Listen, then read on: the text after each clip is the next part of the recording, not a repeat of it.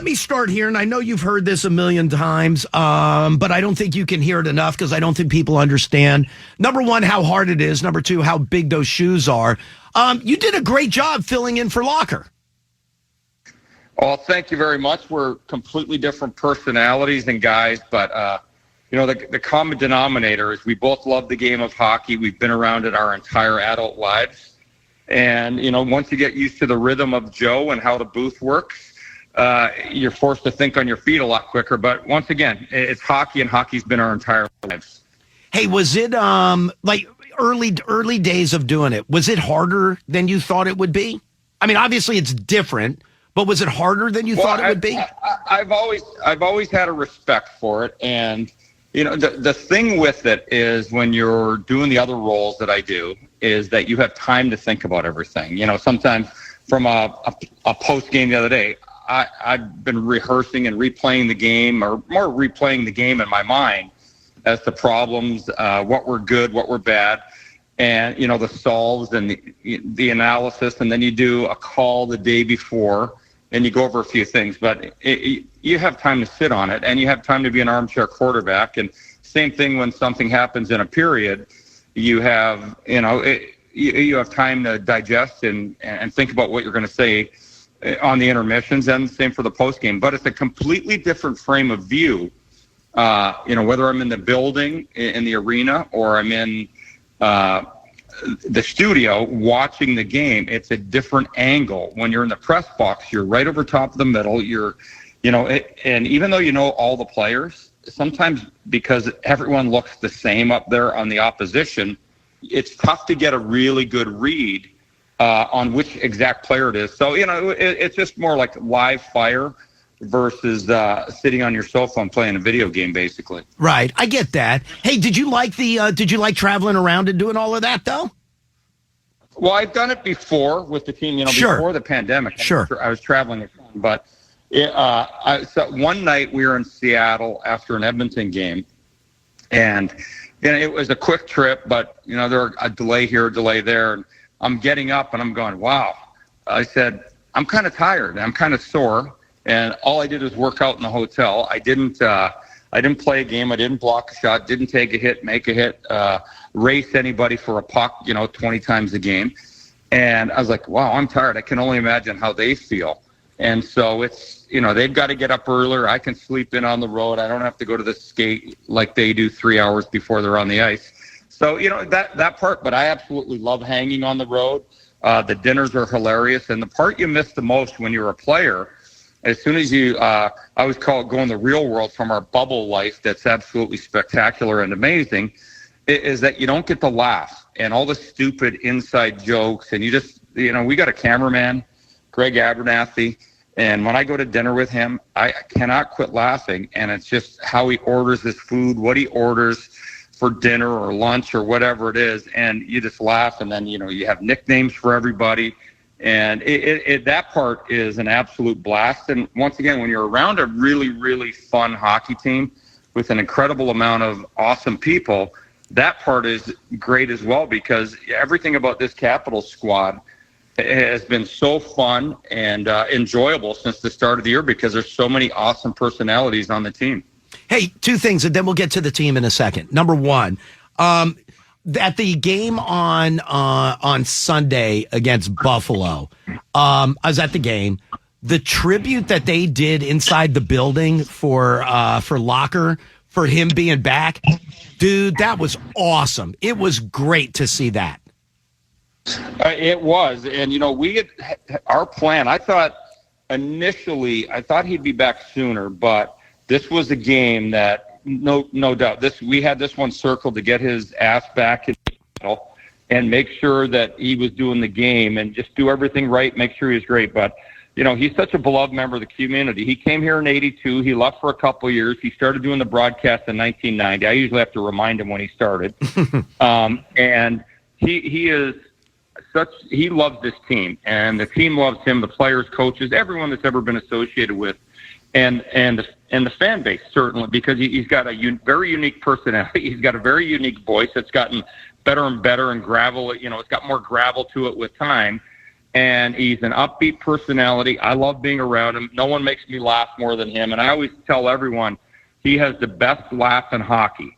And I try every time I'm with him, whether it's doing a crosstalk on a show or in a booth, to make him laugh, because it makes me happy to hear him laugh. And I was overwhelmed the other day with the fans' reaction to him, and really his reaction to being back was, we knew it would be great, and I'm so happy that he's back on the call. And I felt that it's just that he's here for the great chase, and I felt that it should be he and Joe B, and hopefully it happens on our air 100%. Sure. And so our fan base, so that will live forever. You'll hear those two guys talking about Obi when he ties Gretz and when he passes Gretz.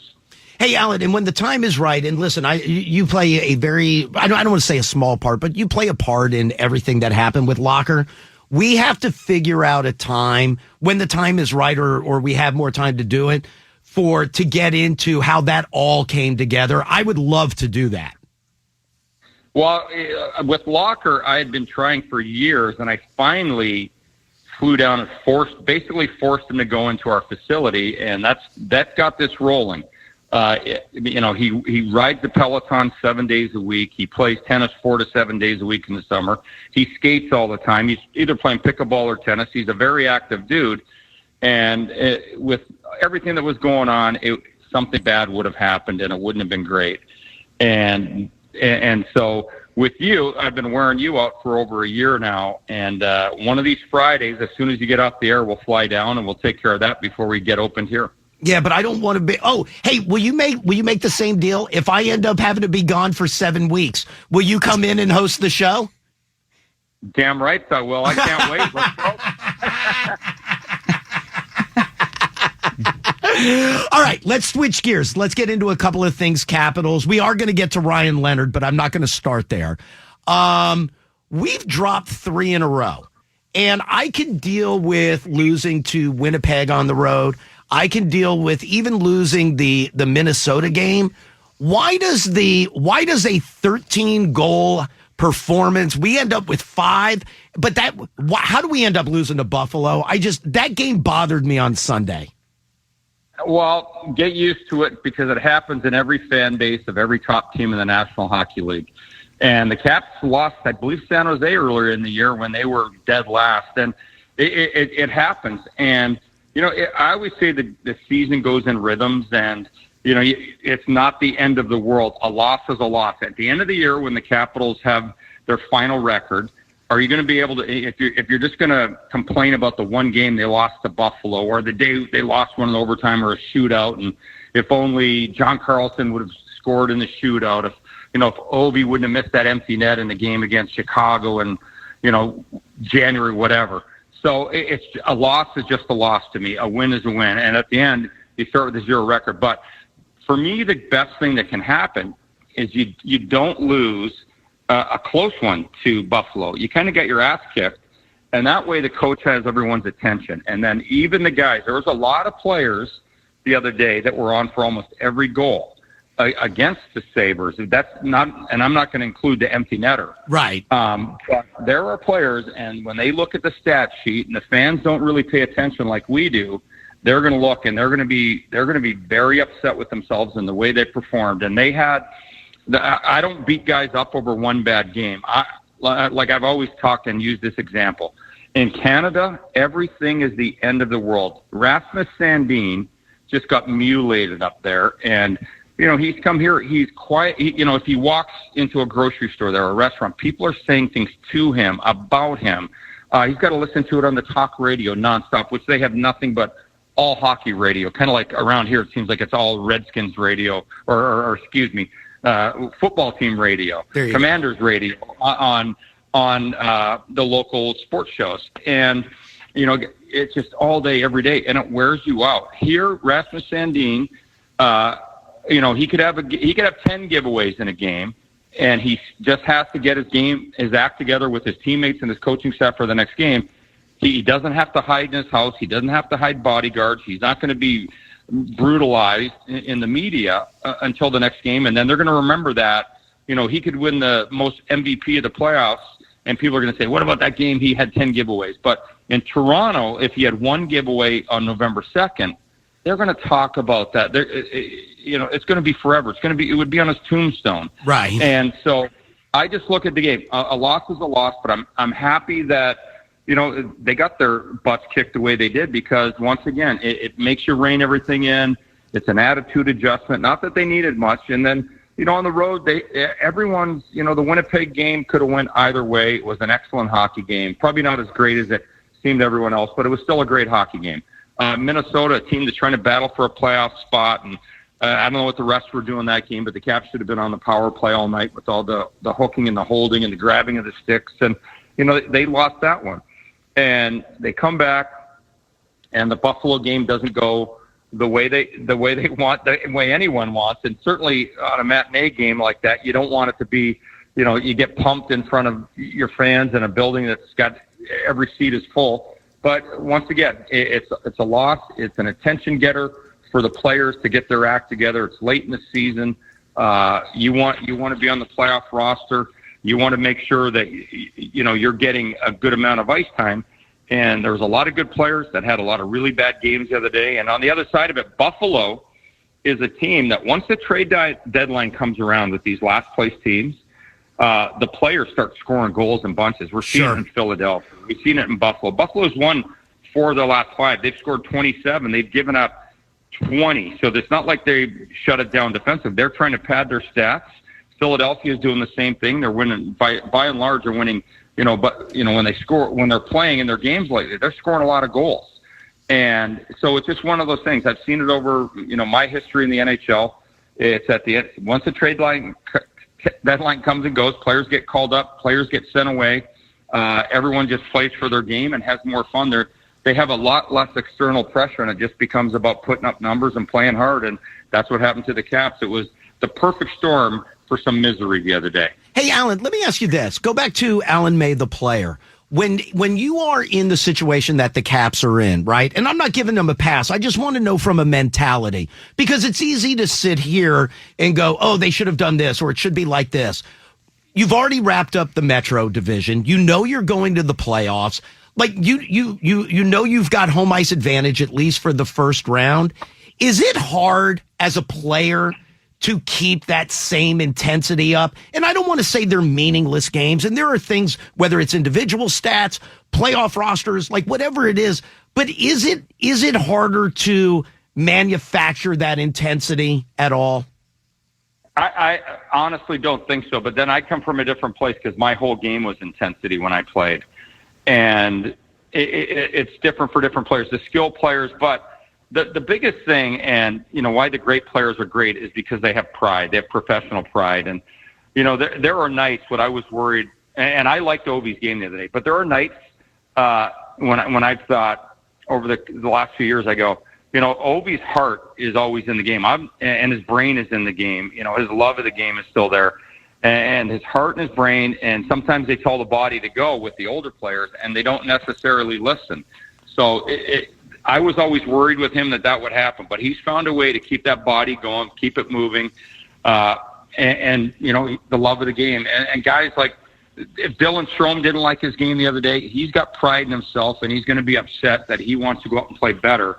And same with Dubois and Eller and Dowd. And, I didn't like the games of the forwards the other day. The defensemen, I felt, were under siege and under attack because, the team was out of sync. But to me, there's no letting up. And when the Caps were younger, a long time ago, I remember a little dip in March and kind of April at the start. And some of the players said, oh, we're just waiting for the playoffs. Well, that's very disrespectful of your next opponent, and is very disrespectful of the team that you're going to play in the first round when you're that far ahead. So they've learned some lessons. Carly's here, Ovi's here, Carlson's here. I know I'm missing a name right now, but you've got guys that saw some of that with the team, and they're not going to let it happen. So the players, the grinder players in the bottom two lines, they're going to be upset, and they're going to be, it's almost like an insecurity when you play in those lines that you always feel like when you lose, it's your fault, even though, your role is not to score all the goals and all of that. And then the top players, they're going to be upset because they let their team down. They didn't do what they should have done offensively. And, and when they didn't have the puck. So I think professional pride takes over, and you still have to play out, and everyone loves playing the game. So no half-assing it. You want to be your best at all times, and they've learned lessons in the past. They've got a lot of new players here that are still proving themselves. There's guys who need contracts next year. You don't want to go down the stretch and not put in a good performance for next year, whether you're playing here or somewhere else. Hey, Alan, let me ask you this. So, like, obviously here, and you've seen it, anytime Ovi's on the ice, especially now as close as we are, everybody's on the edge of the seat going, like, is this it? If a puck comes his way and he pulls his stick back, I said the other day, you could hear a mouse queef. It is so quiet in there waiting to see if he's going to score. Like, it's crazy. But I want to know from the other side, when you were on the road, fans in other buildings, even if they know, listen, he's not going to break the record tonight.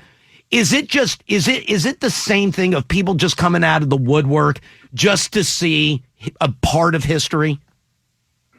There are, and everywhere we've been, the fans have cheered on the opposition. They're getting to see something that you can talk about forever if you're a true sports fan, an NHL fan, a hockey fan, and it's been pretty cool in the other buildings. And like you just go back, like the greatness of Ovechkin the other night in Minnesota, the way he hauled all the players back on the ice to give a tribute and a handshake to Marc-Andre, who was the backup goalie that night. Right. There are moments people will always talk about that. If they didn't like Ovechkin for some reason, that would have won them over. So the fans in the other buildings, it's been sensational. There's a sea of red everywhere we go. It's funny in Minnesota, even though I'm colorblind and fans tend to prefer the dark jerseys, I could see Capitals jerseys everywhere, thousands of them. And it's been that way every road game, everywhere we've gone. It's the rock star, the ultimate rock star of the National Hockey League is on this tour to become the greatest goal scorer in the history of the National Hockey League. Right now he's number 2 to my guy Gretz. But at some point, he's going to be number 1. He will be the greatest of all time when it comes to scoring goals. And everyone wants to be there. And I called the game on the radio with the national game the night that Ovi had a hat trick against the Blackhawks. And he got his 800th goal was the hat trick. And the arena was going nuts. And they were cheering him on to score goals against the Blackhawks in this original Six City. And I got choked up watching it. I just thought it was amazing. And then the Blackhawks players, stopping and reaching out during the game and honoring it and celebrating this incredible player. So the players love it on the opposition. I think a goaltender, if you're smart, we're not smart. You don't ever want to let a goal in you. But if you're the guy, you're going to be able to cash in on that the rest of your life if you let in. The guy who lets in his last goal and the guy that lets in 895, maybe the guy that lets in number 900 when we get to that. Sure. But it'll be pretty cool because you'll be on the speaking engagement tour with Ovi maybe when it's done, and you'll be getting $20,000 to $50,000 a pop to show up to events. Hey, Alan. All right, let me get to Ryan Leonard. So Ryan Leonard gets drafted 2 years ago. He goes and spends 2 years playing at Boston College. They end up getting knocked out of the tournament. He signs his entry-level contract. His 2 years at Boston College, he was a beast. World Juniors for the past 2 years, the kid has been a beast. Is it like what is a fair Well, first of all, do we know for sure? Is he playing tonight? I haven't been able to look and see if they made it official. Is he playing tonight in Boston? Do we know? I would put my bank account on it tonight that he's playing. So yes, he will play. There's a reason that he was signed yesterday afternoon. He will play tonight. Unfortunately, someone's going to come out of the lineup. We don't know who it is yet, but Ryan will play tonight. And the expectations for him are, just go play hockey. Don't give him too much information. I was worried that if they signed him and then he was with the team until Friday, there'd just be too much information because the game is so different in college. They're not feeding you all the information all the time, the iPad life and everything that goes with having, I think we've got 8 or 9 coaches on this team. Right. That's a lot of information. And you're coming up here and then, you're worried about stepping on toes with your teammates. He's a 5-year-old in an adult locker room right now. and he's living out his child dream. His brain's going to be in every different direction. His entire family will be there. Every single one of his teammates is going to be there. That, of the guys that aren't going to go and play in their first NHL game tonight or tomorrow, they'll all be there. Every one of his friends, childhood friends, will be at the game. So there's a lot of things going on, but I expect him to go out there and play with a ton of enthusiasm and emotion, and it's going to be the most positive, happy experience he's ever had in his life when it happens. Drafting's one thing, playing in World Juniors is another, but playing in the NHL is the ultimate goal for every hockey player, especially North Americans, and it's going to be great to see tonight. And I hope he has the game of his life and comes out swinging. Is it unfair? Has too much of an expectation been put? I mean, listen, we're going to see some, like you said, we're going to see some good teams down the end. We're going to see teams that are playing for pride. But if assuming he makes the playoff roster, that's a whole other, like you said, he's a 5-year-old playing with adults. That's a whole other can of worms. Well, put it this way, he will be with the team, and regardless, one way or the other with the playoffs. But you don't want to, take any confidence away. He's got a lot of learning to do, and he went from playing checkers, now he's playing chess. The most important area of every young player that goes in the National Hockey League is how they play without the puck.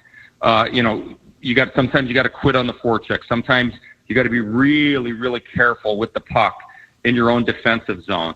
You've got to know where to stand, the nuances inside the game. And, young players, Ovechkin included, Backstrom, all of the guys that have ever worn this jersey here and every National Hockey League jersey, the guys that were the elite draft picks and elite players offensively from around the world. It takes a while to figure out what to do with the puck because they've never, ever really thought about it. And, defensive play to some of these guys was, well, if I just come back in my own zone and I'm inside the zone, that's playing defense. No, it's not. It's where exactly you skate back to. Are you in front of the player, behind the player? Are you inside position, outside position? Are you leaving the zone too early? But you've got to know where to go. In a one-on-one battle, how do you battle for that puck? Where's your body position, your stick position? And they've never had to really think about that because I looked at, a lot of Ryan's games this year. I watched a lot of his games this year, and there were things inside the defensive zone that I would say, ooh, you can't do that in the NHL. He got away with it there because there's a supreme amount of confidence, and he had elite ability. The game was almost too easy for him this year, right, in the NCAA, and now he's coming out with the best of the best. Regardless of what fans think of any player on any roster, they're still the best of the best. Maybe some teams have a makeup where they all are NHL players, but maybe they all shouldn't be playing in the same game for the same team. And you sprint, it makes it tough. And so he'll have lessons learned, but he'll be more focused because this is his dream. He wants to be a good NHL player, not just an NHL player. He wants to be in the lineup. He wants to be a part of the team. So he'll accelerate his focus on the game. He's not just here for an NHL spring break vacation. This is the real live bullets now, and he's going to be all in. And he'll learn. They'll give him a little bit more to take every single game, and that way, so they just don't want any glaring errors, and they don't want him to lose his confidence. And hopefully, he can shine. And one way or the other, he's a Washington Capital, and he's got lessons to learn. And hopefully, he's a very productive member, and the team goes far in the playoffs. Hey, last thing, and then I'll let you jump. If Alan May was Spencer Carberry, and you mentioned it earlier, he goes in, somebody's coming out. Where do you slot him in? Well, this is going to be very different tonight, how they do it. And, there's a part of me that would love to see him play with Ovi and Stromer or Dubois, just to highlight it and get him going. But, the way Spencer thinks of everything.